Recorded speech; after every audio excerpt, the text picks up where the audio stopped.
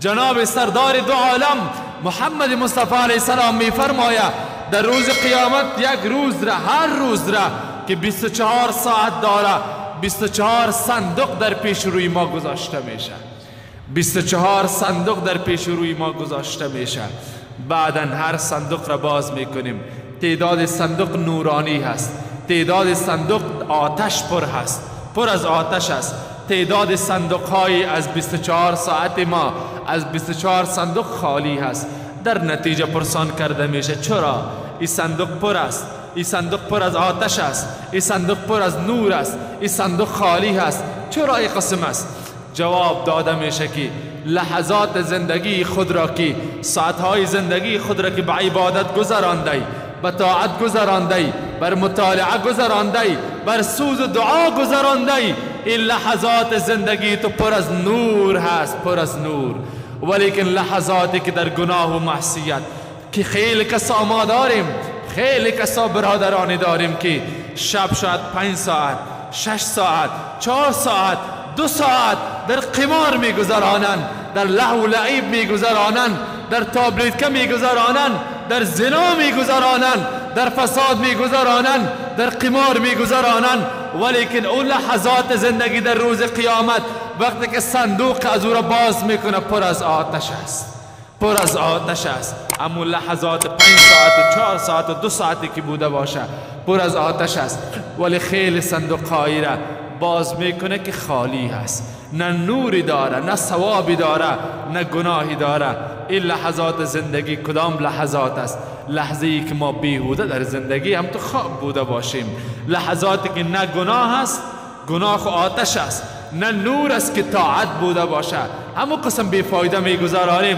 همین لحظاتی که شما طور مثال قبل از سخنرانی در مسجد آمدین، قبل از اینکه شروع سخنرانی شود، قبل از نماز در مسجد آمدین، یعنی من لحظات شما نور تبدیل میشه، به نور تبدیل میشه. خواهر مسلمانی که با حجاب از خانه بیرون میشه، با عفت از خانه بیرون میشه، برای عذر شرعیش از خانه بیرون میشه، تا لحظه‌ای که پس دوباره به خانه می آید اون لحظات زندگیش پر از نور صندوقش میشه.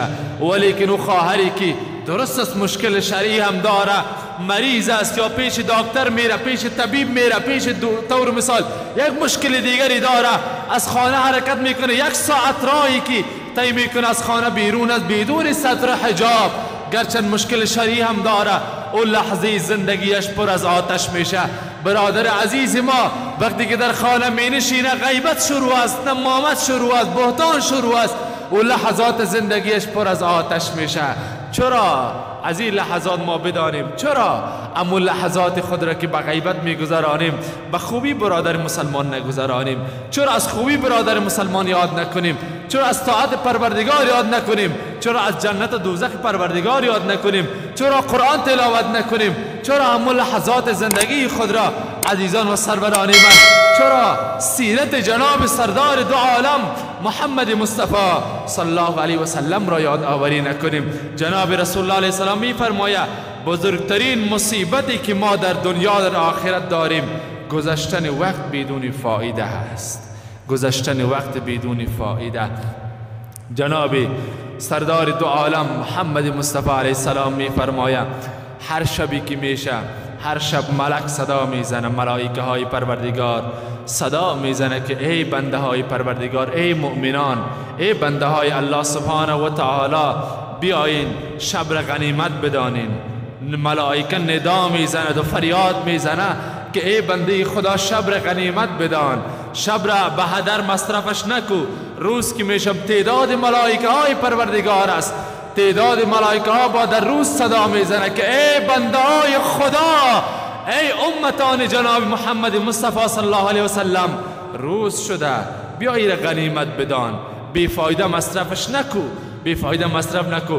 شبها را اگر طور مثال ما بجای از این که فیسبوک ها را تماشا میکنیم، بجای از این که واتساپ ایمو وایبر بلا فایده تماشا میکنیم و روز گذرانی و شب گذرانی میکنیم، 1 ساعت مطالعه چرا نکنیم؟ برای اقتصاد کشور، برای امنیت کشور، برای آرامی کشور مطالعه از تقوا داشته باشیم، مطالعه از بزرگان داشته باشیم، مطالعه از مسائل دینی داشته باشیم، مطالعه از مسائل اقتصادی داشته باشیم، مطالعه از مسائل طبابت داشته باشیم، مطالعه از مسائل سیاست داشته باشیم. چرا عزیزان و سروران من؟ به این اندازه اگر ما وقت خود را غنیمت میدانستیم، اگر قدر وقت خود را میدانستیم، کشور ما به این اندازه فقیر نمی